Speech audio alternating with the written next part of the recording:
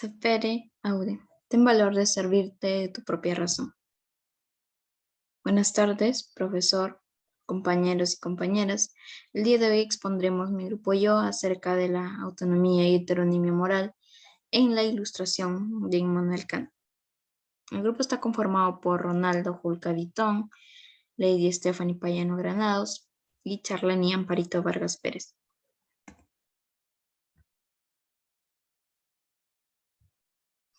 En primer lugar, ¿qué es la ilustración? La ilustración es la salida del hombre de su autoculpable minoría de edad. Para ello, se entiende por minoría de edad a la incapacidad de servirse o valerse de su propio entendimiento, sin la guía de alguien más. Es decir, uno mismo es culpable de esta minoría de edad, ya que no nos atrevemos a pensar por nuestra propia cuenta las causas de que el hombre permanezca aún en la minoría de edad.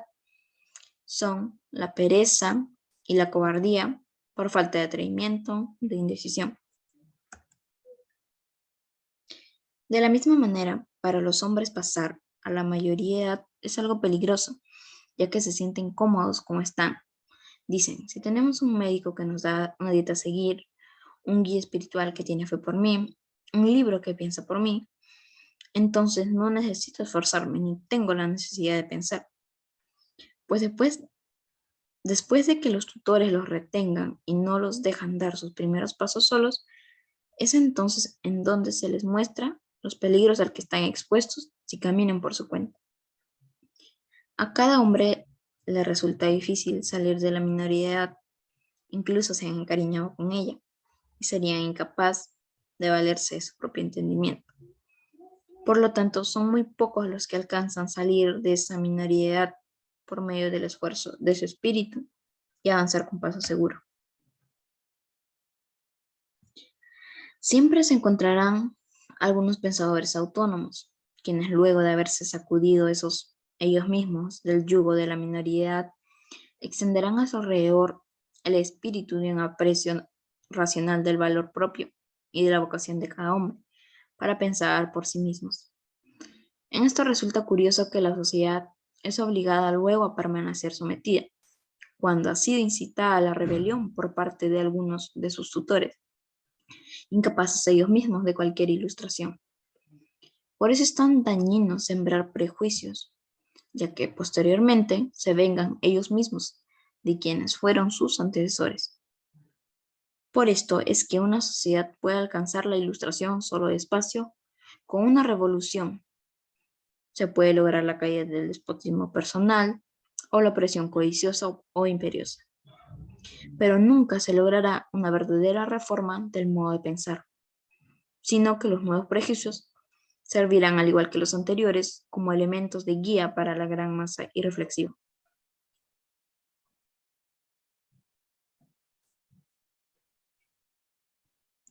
Para la ilustración no se requiere más que la libertad, es decir, aquella para poder hacer uso público de la razón en todos los ámbitos. Se escucha siempre exclamar por doquier, no razones, el oficial dice no razones, adiéstrate. El funcionario de la hacienda dice no razones, paga. El sacerdote nos dice no razones, ten fe. Solo un único Señor en el mundo nos dice razonad todo lo que queráis y sobre lo que queráis, pero obedeced. Aquí hay limitaciones a la libertad por todas partes, pero cabe preguntarse qué limitación impide la ilustración y cuál la fomenta. Para esto, mi compañero Ronaldo nos responderá ante esta pregunta.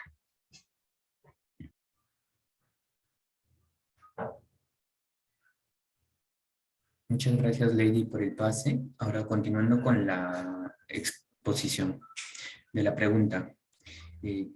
¿Qué limitación impide la ilustración o cuál la promueve o fomenta? A lo cual Kant responde, el uso público de la razón debe ser libre, ya que solo este uso puede traer ilustración entre los hombres. En cambio, el uso privado de la razón a menudo debe ser limitado, para que éste no obstaculice el progreso de la ilustración. Ahora, tenemos el uso público por un lado y el uso privado por otro lado. El uso público que es libre y procura la ilustración. Aquí, por ejemplo, se pone la figura de un escritor que en su libertad escribe lo que le dicte su conciencia. Y por otro lado, como un ejemplo de uso privado, tenemos a un cartero que entrega cartas y como un funcionario público está limitado a cumplir una función. Eh, Él no puede empezar a contradecir o a imponer su propio criterio.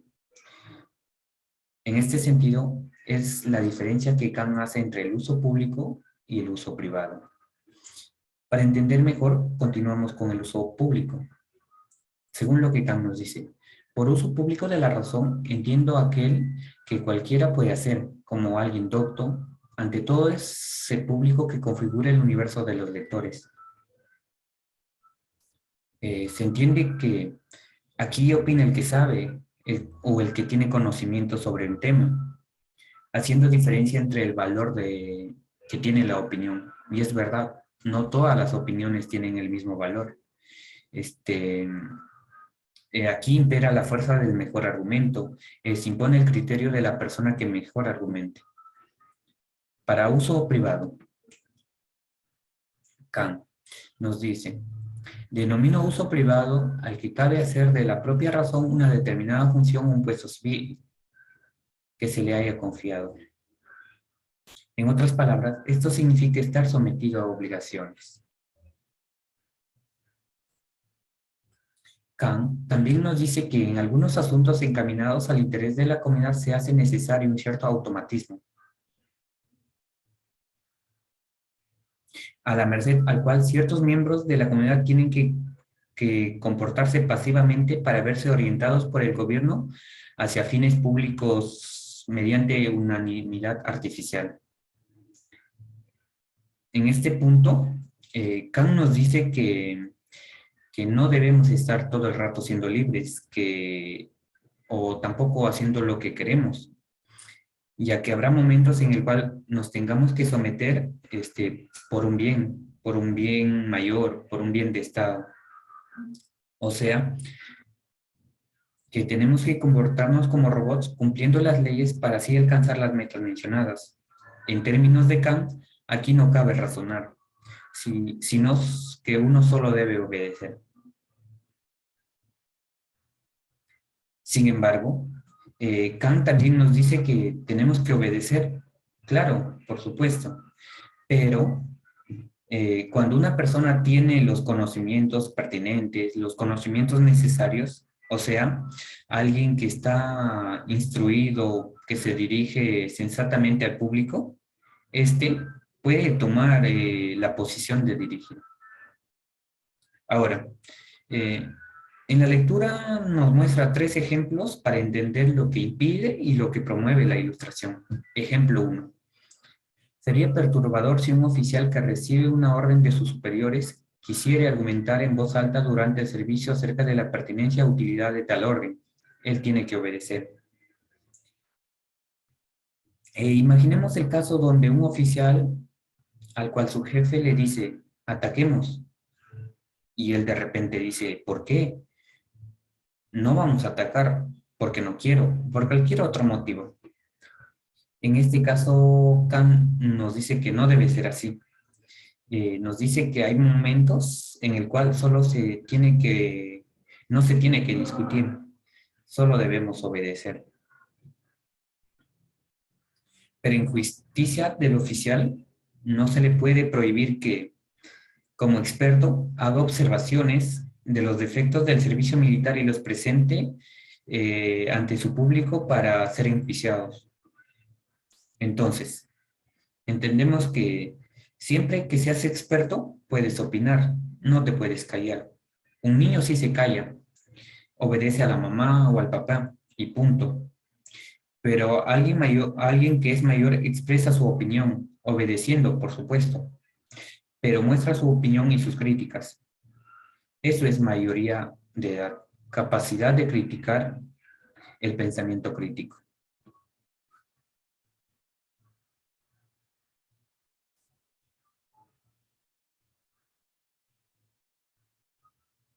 Ejemplo 2. El ciudadano no puede negarse a pagar los impuestos que se le hayan asignado e incluso una indiscreta crítica a tales tributos.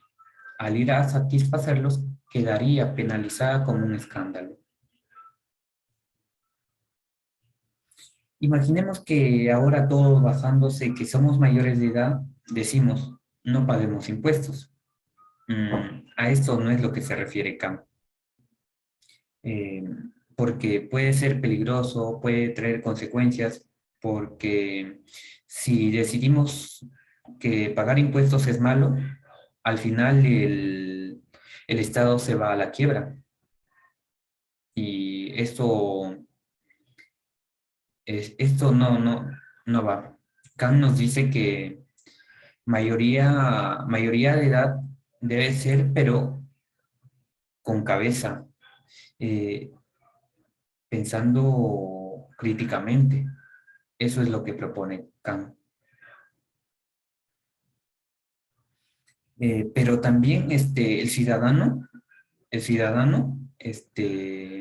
no actuará contra el deber de un ciudadano si, en tanto especialista, expresa públicamente sus tesis contra la inconveniencia, la injusticia de tales impuestos. Otro ejemplo más donde Kant alude a la figura de un especialista. Ejemplo 3. Un sacerdote está obligado a hacer sus homilías dirigidas a sus catecúmenos con arreglo al credo de aquella iglesia a la que sirve, puesto que fue aceptado en ella bajo esta condición.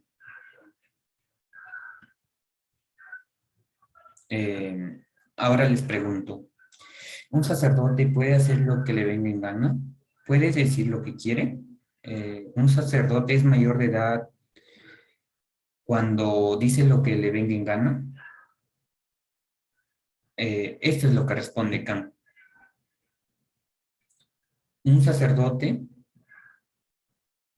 en cuanto persona docta, tiene plena libertad, además de una vocación para hacerlo así, de participar en público todos sus bien intencionados y cuidadosamente revisados pensamientos sobre las deficiencias de aquel credo, así como mostrar sus propuestas con tendencia a mejorar la implantación de la religión y la comunidad eclesiástica.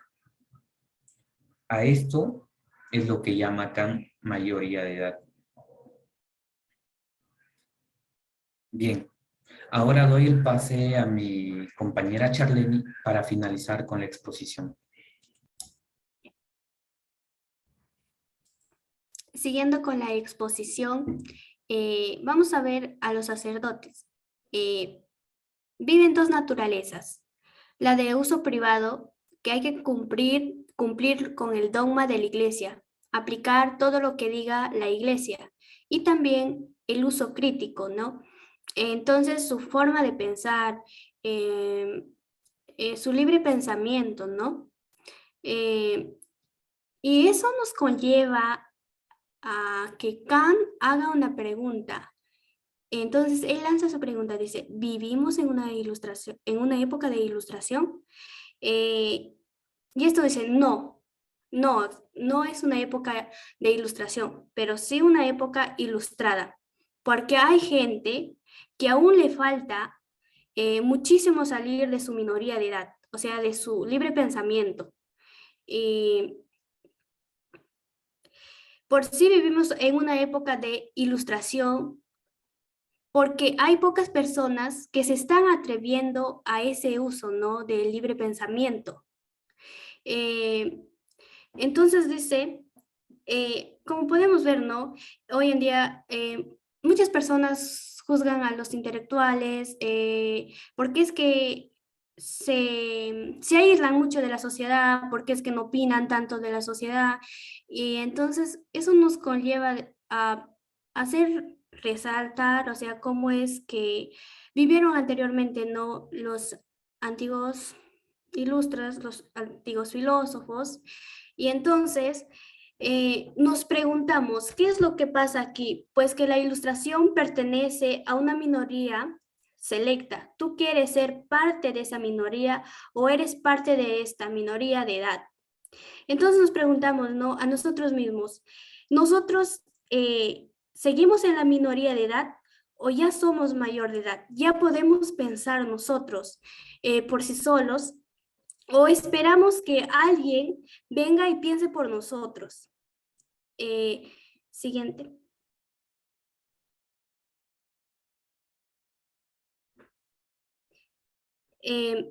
Pero si tenemos claro indicios de que ahora se les ha abierto el campo para trabajar libremente en esa dirección y que también van disminuyendo paulatinamente los obstáculos para la ilustración, generalizando el abandono de una minoría de edad. Tal como está ahora las cosas, falta mucho para que los hombres tomados en su conjunto puedan llegar a ser capaces a esta situación de utilizar su propio entendimiento, sin la guía de algún otro, sin ayuda de algún otro en materia de religión. O un príncipe que no considera indigno decidir, reconocer cómo uno debe ser, sube el no prescribir a los hombres nada en cuestionar de religión, sino que los deja plena libertad para ellos.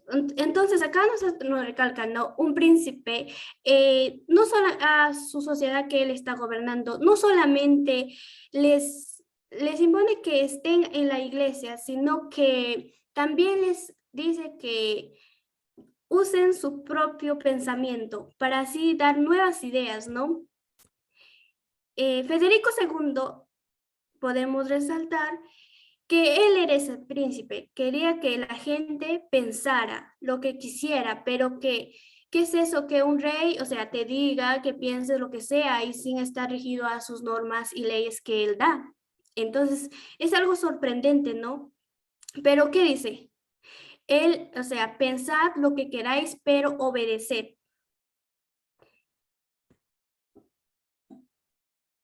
Siguiente. Bajo este príncipe se permite a venerables clérigos que como personas de optar, exponer libre y públicamente al examen del mundo, los juicios y evidenciar que se desvíen deberes de su cargo. Bueno, si soy sacerdote, cumplo ciertas normas, pero también utilizo mi espíritu crítico. Entonces dice, los sacerdotes dicen, pero si yo soy sacerdote, voy a hacer caso al clero, voy a formar parte de la iglesia, pero también voy a utilizar mi uso público, ¿no? Este espíritu de libertad se propaga también hacia el exterior, incluso allí donde ha de luchar contra los obstáculos de un gobierno que se comprende mal a sí mismo. Haciendo una crítica al gobierno, porque hay gobiernos que quieren controlar absolutamente todo. Creen si controlan la vida de las personas, sus pensamientos, su religión, así estaríamos todos mejor, según Kant. Pero según Kant, que dice, él no está de acuerdo. Esto no es así. Parece es dar libertad a la gente que piensa lo que quiere.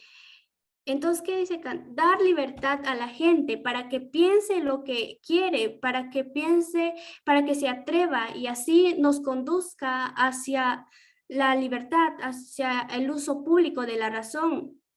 Entonces, ¿qué dice? Kant dice, no tengas miedo a pensar por ti solo.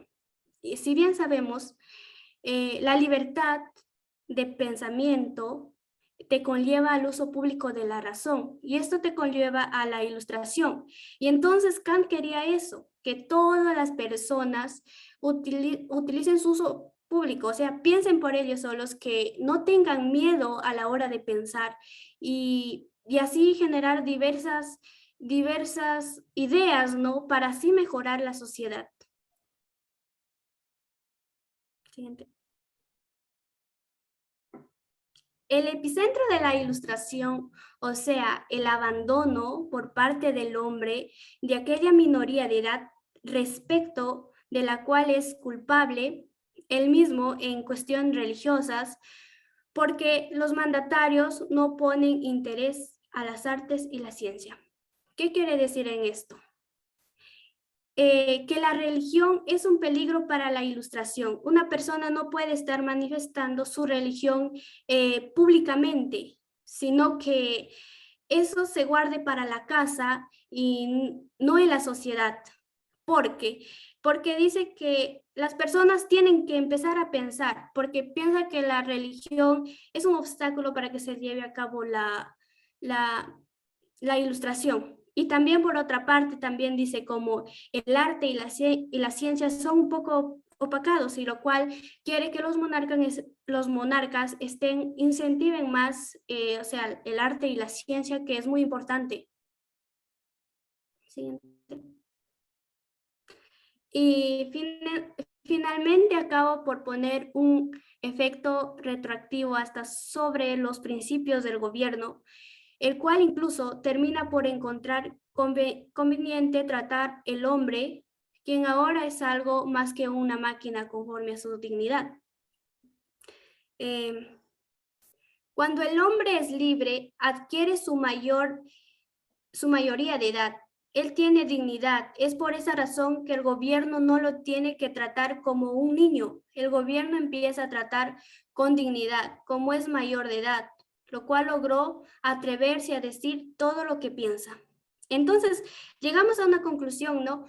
Que el hombre ya no es tratado como un niño, ahora es tratado con dignidad, con respeto. Ya los monarcas no tienen, o sea, absolutamente la autoridad de tratarlo como un niño, porque él ya empezó a pensar. Entonces la sociedad empezó a pensar, a salir de su minoría de edad. Dejó ese miedo atrás y empezó a empezar la ilustración, las ideas ilustradas, y gracias a Kat. Siguiente. Y gracias por su atención.